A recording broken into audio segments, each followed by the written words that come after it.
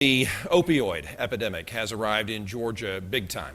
2 weeks ago, 4 people died. At least 30 went to the hospital in central Georgia. They took what they thought was Percocet. It turns out the pills were counterfeit. State officials say it's the largest cluster of opioid overdoses in state history. News Channel 6's Ann Maxwell has been digging deeper to learn more about counterfeit drugs and what the risk is here in the CSRA. Investigators tell me these synthetic opioids are changing the game. Opiates are pain-relieving drugs derived from poppies, but man-made synthetic opioids can be much stronger.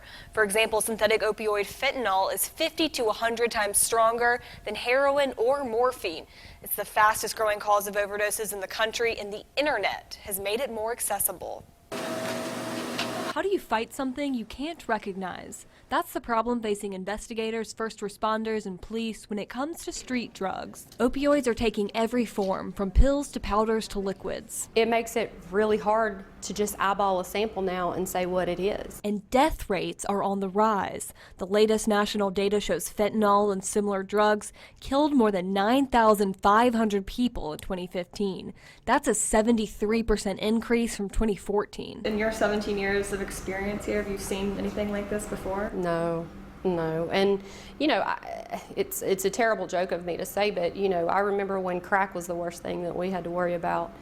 You know, I mean, that was the worst drug. The opioid problem hits close to home. Several weeks ago in central Georgia, more than 24 people overdosed within 48 hours. Some of them died. They all took pills that looked like these, but it turns out they were counterfeit, marked as Percocet. They really contained 2 synthetic opioids, U-47700, which is 7.5 times stronger than morphine, and a chemical similar to fentanyl that had not yet been seen in Georgia. This new one, what is so scary is that when you see new drugs like this, you know, one, they've not been studied on humans, so you have really truly no idea how the body's going to receive it. So where are these dangerous new drugs coming from? Authorities say some of the most dangerous man-made opioids make their way to the U.S. from Asia, especially China, where many of the chemicals are either legal or more accessible. From there, they are made available to tens of thousands of people on the internet. Users access the deep web, navigating with special programs that allow them to evade search engines like Google. Then they can access the dark web,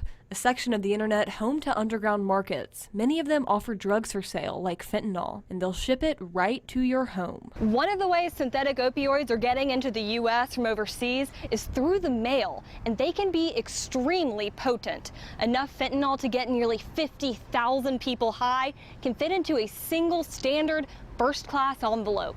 But sometimes fentanyl and other similar opiates are sold as something else entirely. We're starting to see an influx of pills and the overdoses that have occurred.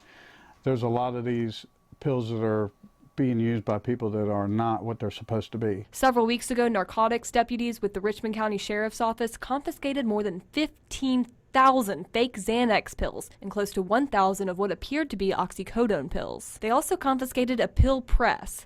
That means a dealer may have bought a large quantity of raw powder elsewhere and pressed it into pills that look like Xanax. I think the take-home message is, whether it's a pill, whether it's a powder, nothing is what it used to be anymore. Don't touch anything and don't abuse anything.